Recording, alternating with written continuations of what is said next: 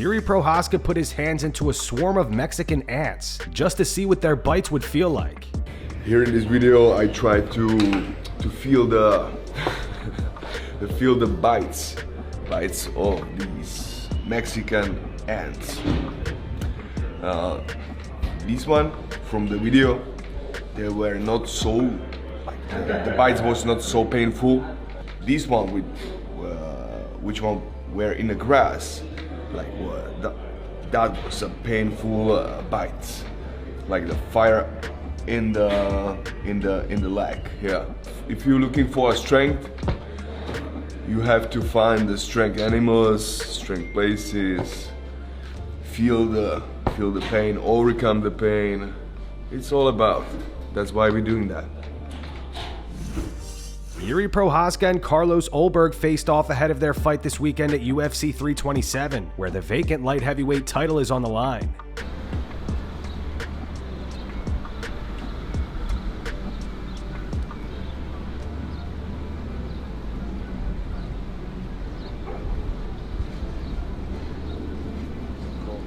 Good?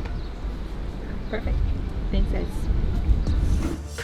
Jiri Prochazka says he thinks Alex Pereira will beat Ciryl Gane and become the UFC interim heavyweight champion. Jiri said, "I believe Alex can do that. Alex can do that, especially when I saw him, how his weight is going up. He's strong enough too. And in the stand-up, I believe he will be better. But Gane is a lot of movement for that." As most of you know, Jiri has fought Alex twice now, losing both times by TKO. He says he's considering moving up to heavyweight for a trilogy with Alex. Jiri continued, "No, I think I have to go to heavyweight. I really don't care which weight I'm fighting, but I believe every time light heavyweight shows my best shape. When I fought in Rizin in Japan, I fought with heavyweight guys many times. I can push my body to show bigger strength and be able to fight with these types of guys, with these heavyweights, and still be faster, still have more endurance, precise, all these things. So it's a really good idea for me." Ciryl Gane is training with the top 2 French heavyweights as he prepares to face Alex Pereira at the White House card for the interim heavyweight title. Très bien, Cyril.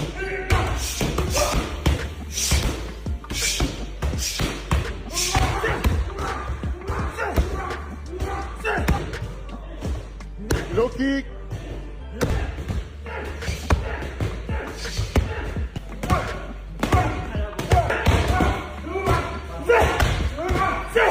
Tape ton cardio, ça va être bien, c'est bien. On serre. Très bien, bien. Non, stop.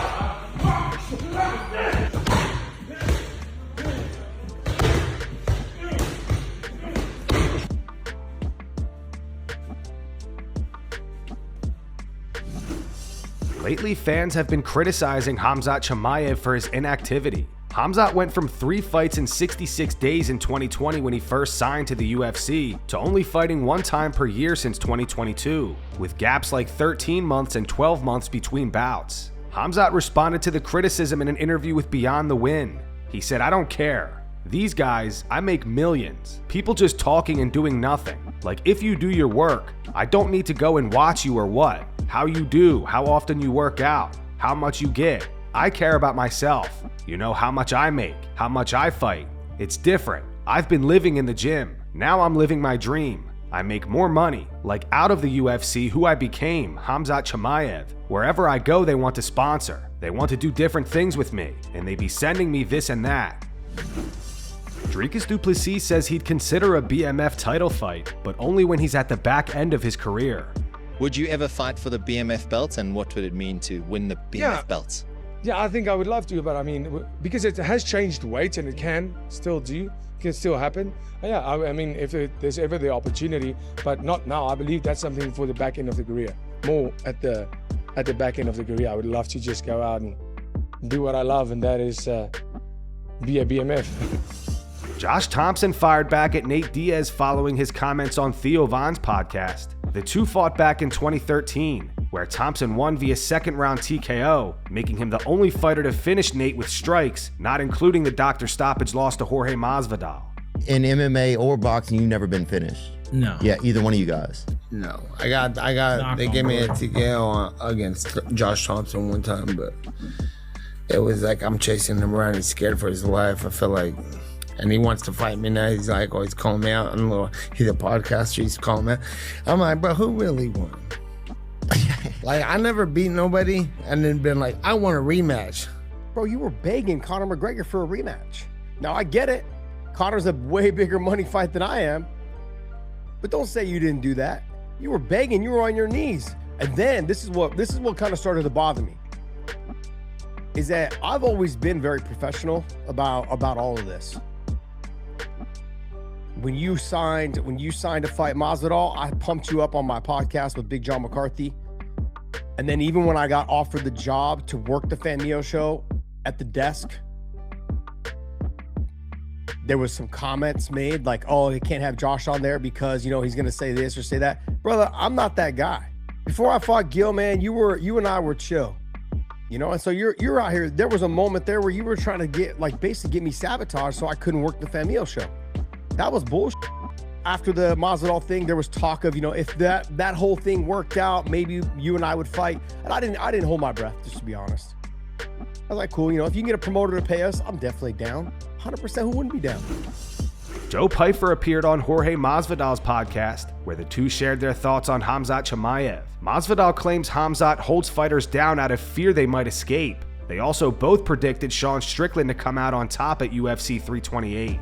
I want Sean Strickland to win. I don't like the inactivity of Khamzat. I got nothing bad to say about the man, but it's just, you know, I think I'd rather see somebody with the flag holding that belt. So, amen. Always. Yeah, I'm team Sean Strickland. Especially the striker, you know, none of that crotch sniffing. Just sit there and sniff crotches, and you know, you have a chance to strike, but you're just holding a guy down because you're so scared they're gonna get away. You know, and that's one thing I don't want to do with my wrestling either, right? Like I took him down, but I went right to work. It's like I want to right to work. And, yeah. No, and you got to use it too, because you've been wrestling your whole life. You know, it's never crotch smith thing if you're using it to either advance your position, get a submission, or strike. You know, but you know what I mean when you're just like at a halfway position and guys are just holding on for dear life, like you're not advancing, you're not causing damage, and all you're doing is literally holding. Yeah, you're a better wrestler, but that's not fighting, because this is fighting, and there's a lot of guys that do that. And Chimaev is one of them, you know. But what I do know about Strickland, me personally, is that I've been in the room with Strickland a couple times when he's going with good wrestlers himself, and he has a very good understanding of an overhook, of using the fence to get back to his feet. He has very good hips. He's not easy to take down, but he's even harder to hold down. I think this is gonna be the first guy that actually challenges Chimaev in that realm. They can wrestle back into him, and even if he gets a takedown, he's not just gonna get to catch his breath now. He's gonna get the takedown. He's gonna have to work even harder to hold the guy down like Strickland, because I've seen Strickland with All-Americans, with national champions in the room, and just be able to get away from them. You know, he has a good work ethic. He doesn't get tired, and he's just constantly putting up attempts to get back up. And I see him getting away from a lot of good guys, and he has that American fundamental wrestling where, you know, it's collegiate style. If you don't get away, you don't get away. Guys are gonna hold you down indefinitely. Sean knows how to get away, man. So I got my money on Sean on this one, bro. Yeah, me too. Ilia Topuria and Islam Makhachev went back and forth yesterday. In a new interview, Ilia claimed that he was close to fighting Islam on the White House card, but Islam pulled out due to an injury. He said it was very, very close. In fact, hours before the entire White House card was announced, I knew I was going to fight Islam and that the fight was going to be announced. Hours before the announcement, I got a call saying Islam had just got injured and that I'd be fighting Justin Gaethje. So the fight was really, really close to happening. Islam responded to Ilia right away on X. He wrote, "I'm tired of hearing these made-up stories from Topuria and his team. I got the call and accepted the fight at the White House. The next day, I was told he asked for an unrealistic purse. The UFC declined, and he pulled out. That's it, nothing more to it. Even his manager confirmed it. Ilia stopped talking. Every interview you give tells a different story. You pulled out and you know it." This user replied accusing Ali Abdelaziz of being the one who wrote that. They wrote, "Ali, it's 4 a.m. in the morning, man, go to sleep." Islam responded saying, "Today, not him." This user replied saying, "Why not just fight him to shut him up then?" And Islam responded saying, "Ask him why not accept the fight in the White House." So in Islam's initial response, when he said that Ilia's manager confirmed that Ilia asked for an unrealistic purse and the UFC declined, he's referring to this recent clip of Malky Kawa on the Anik and Florian podcast. From 12 midnight, literally 12 midnight till almost 11 o'clock, 11:30 the next morning, right? It was just nonstop negotiating between, I'm on the phone with Hunter for an hour and change, and then I'm on the phone with Ilia for an hour and change. The tweet heard around the world on X out of you over the weekend, an all-night negotiation where I didn't sleep hasn't happened in a long time. When I tell you this story, you won't believe it. Hashtag FRM. So I think a lot of that story maybe can't be told, but since we I'll tell it. I don't have a problem. Listen, I won't perjure myself at all. I'm going to tell you guys the truth. The reality of it is that it all came together Friday night, like at midnight. I got woken up out of my sleep that this is the fight they wanted to make, and then it was an all night. It legitimately, I did not sleep after that. I didn't go to sleep till the next night, and it was funny. Hunter didn't go to sleep either. Between 11 and 12 noon, I want to say, right? We agreed to everything, to all the terms on that deal to fight Gaethje. It was just wild how it came about, because we were told that Ilia was not going to be on the card earlier that week, right? Then we get a call that said, hey, if we can make a fight, you can fight Islam or Gaethje, right? And we actually said, let's take Islam. We would love to fight Islam, because remember, guys, it's not about picking an opponent because one is harder or easier or scared or not scared. Money's involved, and the bigger the fight, the more money it is. And so we wanted to make the most amount of money, right, that we possibly could. So we were focused on getting an Islam fight. So then Wednesday I got asked, would you guys want to do this or that? And we said absolutely. They gave us a number. We said absolutely not, and then we didn't hear anything after that, right? And so to me, there was no fight going on as of Wednesday afternoon. I had an ablation Thursday. So all of Thursday went by, there was no communication. Friday comes, right? I'm recovering now from this ablation. So I'm sleeping Friday afternoon. So Friday night, early, I went to bed. I'm thinking we're not on the card. It's just not happening. They haven't called me. They're announcing they're going to announce it by Saturday. So when I say that this was crazy, it was like they already said we're going to announce on Saturday the card. My brother blows me up. Literally, it was 11:59 Friday night. Yo, you need to call Hunter. They're trying to do Ilia to do the Ilia fight. And I said, damn, okay. So then I call Hunter, and then from 12 midnight, literally 12 midnight till almost 11 o'clock, 11:30 the next morning, right? It was just nonstop negotiating between, I'm on the phone with Hunter for an hour and change, and then I'm on the phone with Ilia for an hour and change. And then I'm back to phone, on the phone with Hunter for another hour and change, and then back to Ilia and back and forth. And we're just going back and forth. And there was a lot of stuff that got discussed, a lot of different things. And that was kind of what happened in its totality. So Dana's not lying, right? There was no Islam fight. We agreed to fighting Islam if that's what they wanted to do. But the terms and all that was not there. What do you guys think? Do you believe Islam or Ilia? Drop your opinions in the comments.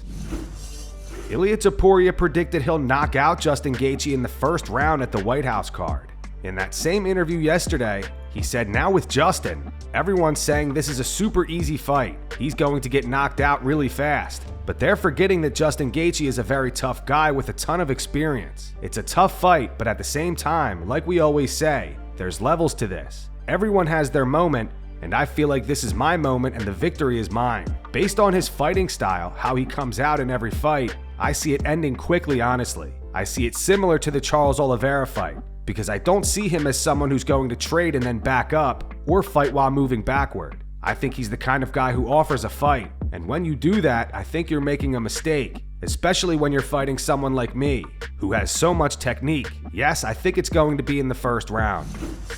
Jean Silva is set to face Chito Vera in a submission-only match at Hype Brazil on April 8th. The co-main event features Davison Figueiredo versus Raul Rosas Jr. Who do you guys got winning these matches? Drop your predictions in the comments.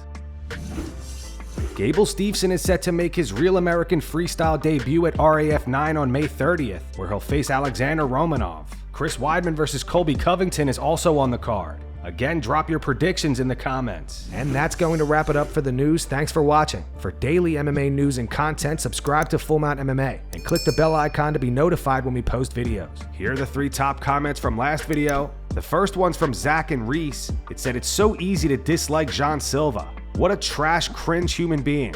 The second one's from GC Hammer Time. It's in reference to John Jones getting into a road rage incident over the weekend, and then John claiming that the kid was the aggressor and was attempting to bully him. It says the guy chased John, yet John was behind him and approaching him. And the final one's from John O30197. It says, how many times have we seen John Jones playing the victim? Those were the 3 top comments from last video. If you want to be featured in the next one, all you have to do is comment down below. And if you missed yesterday's news, click the video on screen right now to get caught up.